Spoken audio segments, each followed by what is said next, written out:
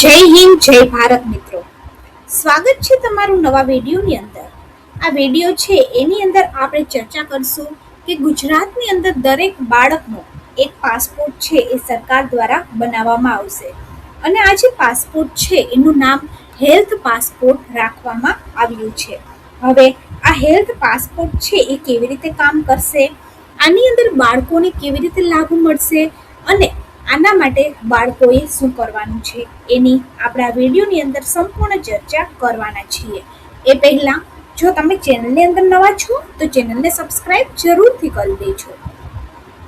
મિત્રો, વાત કરીએ તો બાળકોના સ્વાસ્થ્યને અગ્રતા આપતા રાજ્ય સરકાર દ્વારા એક અત્યંત મહત્વપૂર્ણ અને પ્રશંસનીય નિર્ણય છે એ લેવામાં આવ્યો છે. રાજ્યની અંદર તમામ બાળકોના સ્વસ્થ અને સુરક્ષિત ભવિષ્યના નિર્માણ માટે સરકાર હવે દરેક બાળક માટે હેલ્થ પાસપોર્ટ બનાવવાની પહેલ શરૂ કરી રહી છે. આ યોજના અંતર્ગત 18 વર્ષ સુધીના દરેક બાળકનું મેડિકલ સ્તર હવે એક જ ડિજિટલ દસ્તાવેજ પાસપોર્ટ સ્વરૂપે સંગ્રહિત રહેશે. ગુજરાત સરકાર જન્મથી લઈ અને 18 વર્ષ સુધીના દરેક સ્વાસ્થ્યને લગતા હેલ્થ પાસપોર્ટ છે એ તૈયાર થશે. આ હેલ્થ પાસપોર્ટની અંદર દર વર્ષે લગભગ 1.89 કરોડ બાળકોનું હેલ્થ ચેકઅપ કરી અને તેનો રિપોર્ટ નોંધવામાં આવશે.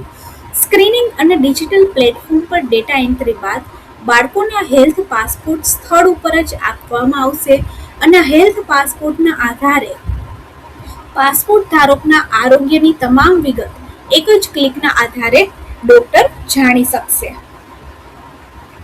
મિત્રો, વાત કરીએ તો સ્કૂલ હેલ્થ રાષ્ટ્રીય બાળ સ્વાસ્થ્ય કાર્યક્રમ હેઠળ હવે ગુજરાતની અંદર જન્મથી લઈ અને 18 વર્ષ સુધીના દરેક બાળકની પાસે પોતાનો એક હેલ્થ પાસપોર્ટ હશે. આ હેલ્થ પાસપોર્ટ જે છે એક સામાન્ય હેલ્થ કાર્ડ નહીં હોય, પરંતુ બાળકના જન્મથી લઈ કિશોરાવસ્થા સુધીની તમામ મેડિકલ હિસ્ટ્રી દર્શાવશે. ઉલ્લેખનીય છે કે રાજ્યવ્યાપી કાર્યક્રમની આ શરૂઆત છે એ 27 જૂન 2026ના રોજ કેન્દ્રીય ગૃહમંત્રી અને સહકારિતા મંત્રી અમિત શાહ દ્વારા અને મુખ્યમંત્રી ભૂપેન્દ્ર પટેલની ઉપસ્થિતિની અંદર કરવામાં આવી હતી. આની અંદર 1.89 કરોડ બાળકોની પાસે પોતાનો હેલ્થ પાસપોર્ટ હશે. સ્કૂલ હેલ્થ રાષ્ટ્રીય બાળ સુરક્ષા કાર્યક્રમ હેઠળ 18 વર્ષ સુધીના બાળકને આ પાસપોર્ટ આપવામાં આવશે. આની અંદર આપણે વાત કરી એ બધી જ મેડિકલ હિસ્ટ્રી હશે. આની અંદર કયા કયા દસ્તાવેજની જરૂર પડશે, તો કે વાલીઓની સુવિધાને ધ્યાનમાં રાખી અને હેલ્થ પાસપોર્ટ બનાવવાની પ્રક્રિયા છે એ ખૂબ જ સરળ રાખવામાં આવી છે. બાળકોનો જે હેલ્થ પાસપોર્ટ છે એ બનાવવા માટે માતા પિતાએ કોઈ પણ વધારાના દસ્તાવેજો રજૂ કરવાની જરૂર નહીં પડે. SHRBSKની મોબાઈલ હેલ્થ ટીમ દ્વારા આંગણવાડી, શાળા, ગુરુકુળ જેવી અને સ્પેશિયલ સ્કૂલની અંદર બાળકોનું હેલ્થ સ્ક્રીનિંગ કરવામાં આવશે.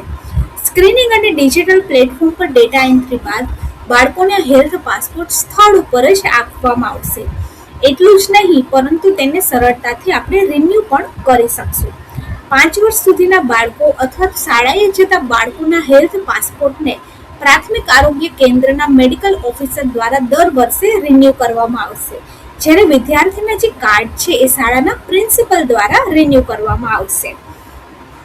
આ હેલ્થ પાસપોર્ટ દરેક બાળકની પર્સનલ મેડિકલ હિસ્ટ્રી રજૂ કરતું એક માસ્ટર ડોક્યુમેન્ટ હશે. તેમાં બાળકની મૂળભૂત વિગતની સાથે જન્મથી 18 વર્ષ સુધીના હેલ્થ ચેકઅપનો સંપૂર્ણ રેકોર્ડ છે એ નોંધવામાં આવશે. આ ઉપરાંત સ્કૂલ હેલ્થ રાષ્ટ્રીય બાળ સ્વાસ્થ્ય કાર્યક્રમ હેઠળ આને 4 મુખ્ય કેટેગરી એટલે જન્મજાત ખામી, બીમારી, પોષણની ઉણપ અને વિકાસમાં વિલંબ વગેરે અપડેટ આની અંદર હશે.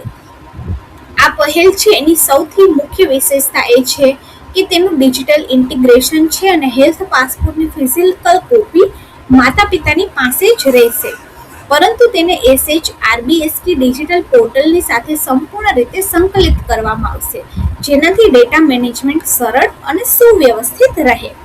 જો કોઈ કારણોસર ફિઝિકલ હેલ્થ પાસપોર્ટ ખોવાઈ જાય અથવા તો ખરાબ થઈ જાય તો તમે નવો હેલ્થ પાસપોર્ટ પણ મોબાઈલની મદદથી મેળવી શકો છો. મિત્રો, વાત કરીએ તો ગુજરાત સરકાર દ્વારા બાળકો માટે પ્રસ્તાવિત હેલ્થ પાસપોર્ટનો હેતુ માત્ર મેડિકલ ફાઇલો તૈયાર કરવાનો નથી, પરંતુ માતા પિતા બાળકોને હેલ્થ મેનેજમેન્ટના એક સક્રિય ભાગીદાર બનાવવાનો છે.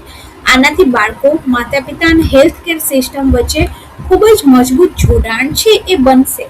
જો વિડીયો સારો લાગે તો વિડીયોને લાઈક કરી દેજો, આપણી ચેનલ ગવર્મેન્ટ સાથીને સબસ્ક્રાઇબ કરી દેજો અને હેલ્થ પાસપોર્ટ છે એ ટૂંક સમયની અંદર બાળકોના બનશે.